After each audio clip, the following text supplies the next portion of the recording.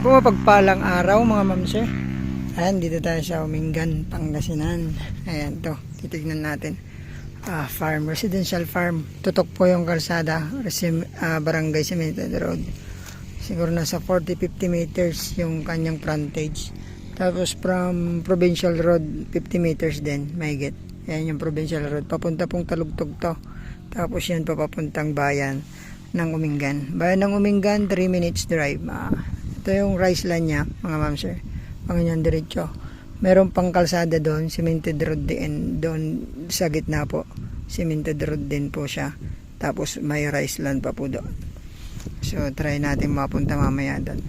So ito po yung rice land. Maluwang po yung kanyang 1, 2, 3. 4 na pilapel.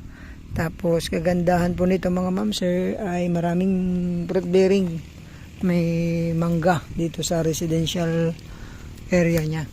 20 plus yung mangga. Tapos mahogany, napakadami din.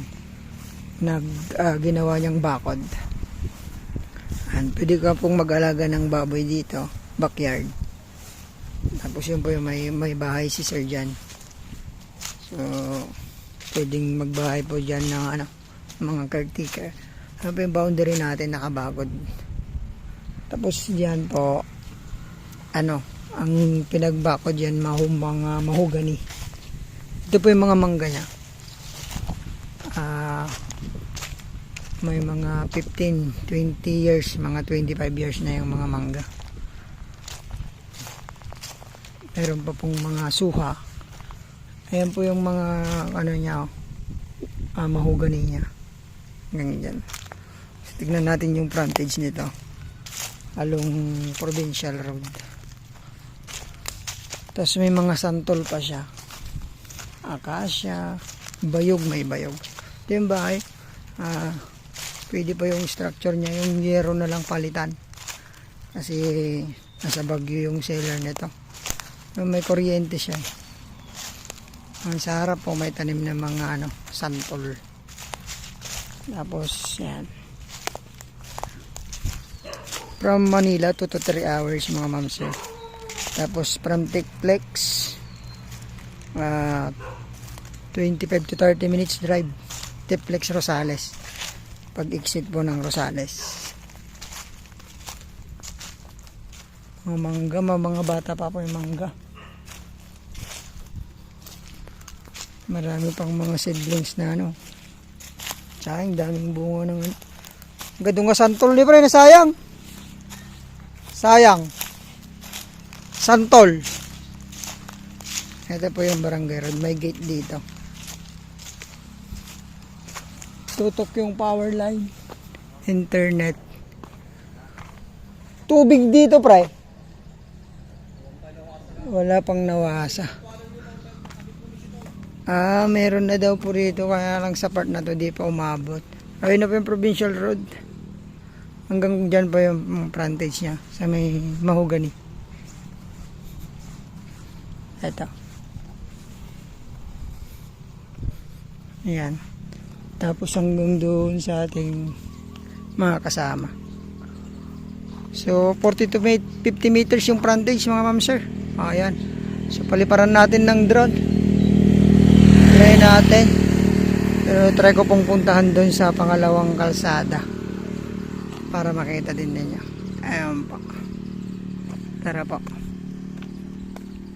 Ayan po, dito tayo sa gitna ng property. Along Barangay Road din to. Sa gitna niya. Ito yung frontage niya. Siguro nasa 50 mahigit din. Hanggang doon. Mula dito, may pilapil po dyan. Pa ganyan. Ayan po, irrigated to. Mga mamse. Lakas ng tubig. Ayan po, haharangin dyan. Papasok yung tubig. Libre yung patubig. Hanggang dyan po. Tapos meron siyang ginawang pasukan dito. Pwede pong magbahay po rito. Kasi tutok din yung power line. Pwede din dito. So, tatlo ang residential niya. Ito yung pinapasukan po ng property. Hanggang dun yung yung may kamanggaan dun, mga mangga. Tapos ito yung property na dugtong din niya. Hanggang dyan. Tapos hanggang doon yung property natin. Mas maluwang po dito sa gitna. Siguro ano to, 10, 20, 30, 40, nasa 60 ang frontage dito sa gitna. Hanggang doon na po yung property natin. May mga kabahayan doon. So ship ko po sa ating aerial view mga ma'am sir. May nakapasok po na 2 ganto sa power line. Ayan po. Ayan po, sana magustuhan nyo to. Sukat pala nito mga ma'am sir, medyo malawang 3.7 back to back road. 3.7 asking price nila all in 250 per square meter mga ma'am sir. So sa mga gusto po ng ganitong property, pwedeng ipaggawing pabahay. So may mga mangga pa, baka magustuhan niyo po. Tawag lang mga ma'am sir, 250 all in hanggang transfer negotiable naman daw. Clean title, sabi po ng seller natin.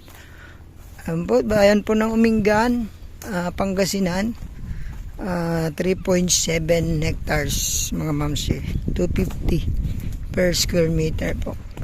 From Provincial Road, ganun din, ayun lang, 50 meters, wala pa. Andiyan na rin po yung barangay hall. Thank you, God bless po sa ating lahat. Ingatan po kayo ng Panginoon.